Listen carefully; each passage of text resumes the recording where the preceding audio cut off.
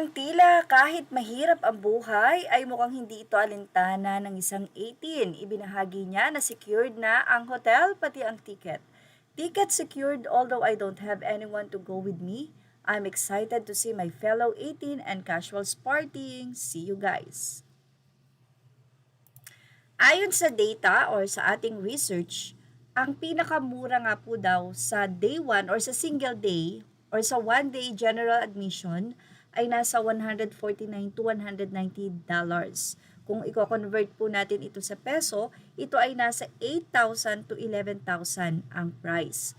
Sa 4-day pass, pinakamurang early price daw ay $385,000 at $450. Nagre-range po doon. So, sa peso, equivalent to 21,000 to 23,000 pesos. Grabe, napakamahal pa rin po. Samantala, narito naman ang comment ng ilan pang mga Caps. Anila, see you there Caps, madami kaming pupunta from Florida. Hi, got VIP 2, let's all meet so we can be together for our boys' safety in numbers 2. Hoping to meet you po mga Caps, first time goer from Baltimore MD here.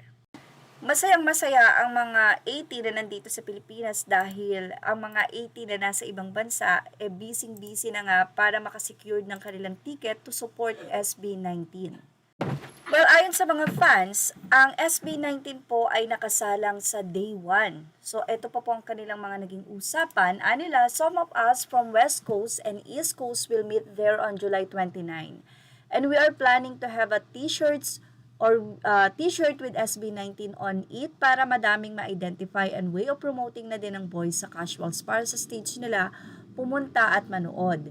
Yes, sana lahat makapunta magganito. Congrats, we should all be proud na kasalang sila sa day 1. Anyway, yun nga yung plan nila kasi at least makikita doon na itong mga to bumili ng ticket hindi para kung kanino lang, kundi para sa SB19 to recognize na itong mga fans na ito ay fans talaga ng SB19 at hindi dahil kung sino yung mga sikat na nandun.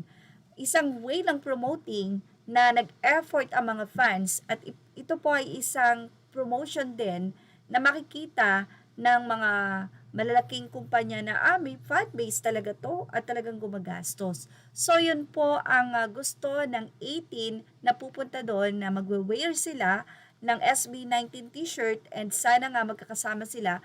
Kaya naman kung may makakabasa rito sa ating update, so yan po yung plan nila na magkikita-kita sila ng July 29. Some of us from West Coast and East Coast will meet there on July 29. So yan po, siguro po makipag-ugnayan na lang kay Mayrasol Edades para po doon sa mga nasa ibang bansa na makipag-meet up sa kanilang mga kapwa fan SB19 doon. At yan ang ating Showbiz Snap update. Images are all credit to the right owners. Thank you for watching Showbiz Snap.